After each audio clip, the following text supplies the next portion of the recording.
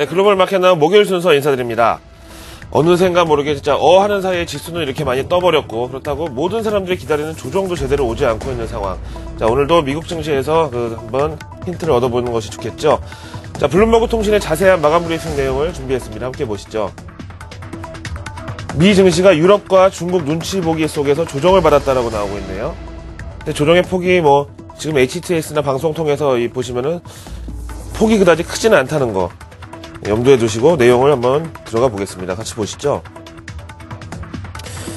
다우 지수는 전 거래일 심리적으로 중요한 선인 다우 13,000포인트에 도달한 이후에 이틀 연속 조정을 받았다는데요. 그 빌미를 제공한 것이 유로존의 PMI, 우리말로 구매관리지수가 서비스 업종, 제조업종 모두 뚜렷한 둔화를 나타냈고, 그야말로 유로존 경기 둔화가 이제는 실물 경기에서 이렇게 지표로 나타나고 있다는 거죠.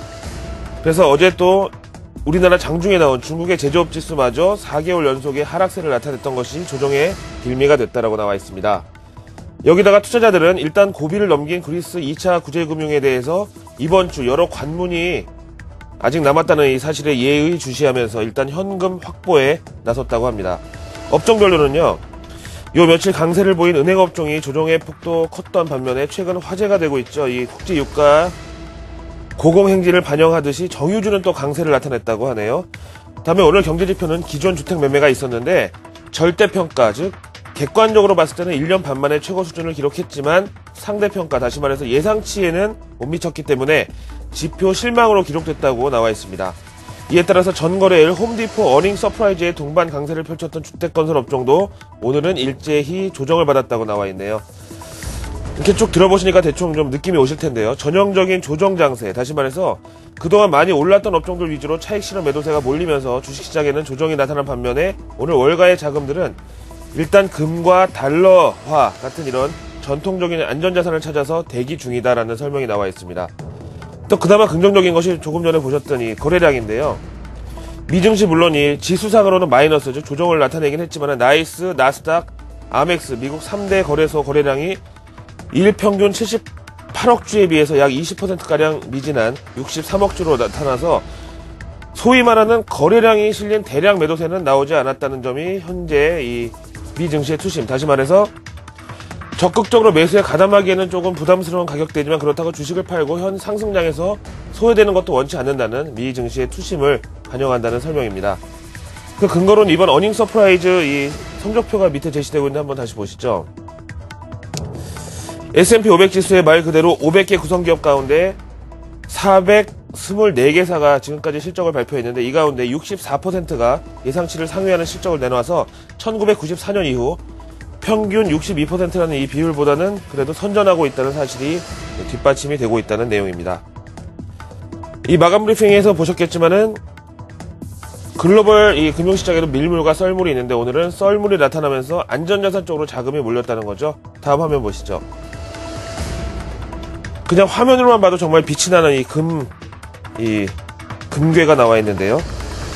시장은 앞에서 말씀드리는 대로 그동안의 이 상승 피로감을 해소할 안식처가 필요한 상황이었는데 금이 그 대안으로 오늘 급부상을 했다. 그래서 오늘 뉴욕 상품거래소에서 올 들어 최고 가격인 온스당 1771달러 30센트까지 금 가격이 올라갔다는 설명입니다. 이에 따라서 다른 귀금속이죠. 플래티늄과 팔라듐 역시 5개월 내 최고치를 새로 고침했다는 내용입니다.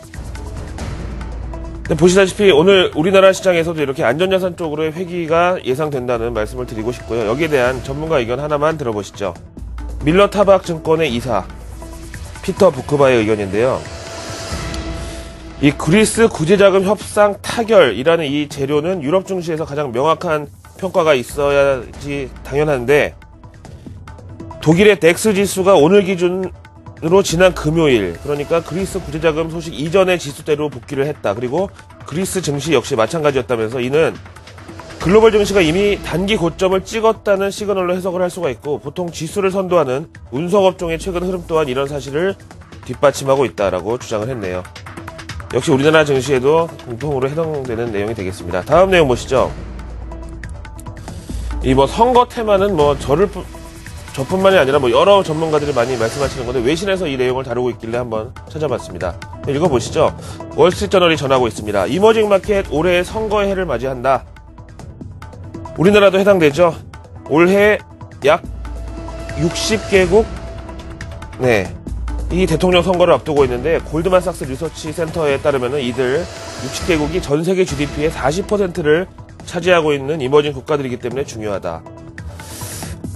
그 밑에 국가별로 나열하고 있는데 후진타오의 임기가 끝나면서 현재 부주석인 시진핑이 정권을 승계할 것으로 알려진 중국, 다음에 진짜 남자 중에 남자 이렇게 표현할까요? 블라디미르 푸틴이 다시 재집권을 노리고 있는 러시아, 그 밑에는 멕시코, 다음으로 사우스코리아, 대한민국이 소개되고 있습니다. 그래서 이 외국인 투자자들도 외신을 많이 인용해서 한국 시장을 보기 때문에 여기에 대한 설명을 좀 봤는데요.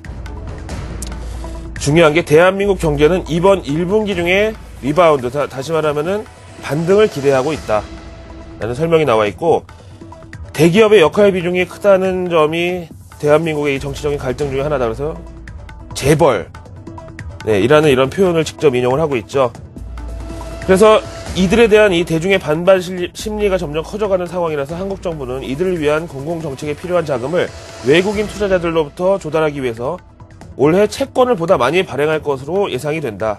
따라서 올해 대선과 이런 자금 조달과 관련해서 원화, 이 환율 움직임을 외국인 투자자들이 가장 주의 깊게 볼 것이다 라는 설명이 나와 있네요. 사실 맨 마지막 내용은 좀 이 시간에 보기에는 좀 일반적인 내용이었지만 어쨌든 오늘은 외국인들도 좀 안전전산으로 회귀를 하면서 쉬어가는 흐름을 또 보일 것으로 예상이 되고 있습니다. 목요일 아침 준비한 내용은 여기까지였습니다.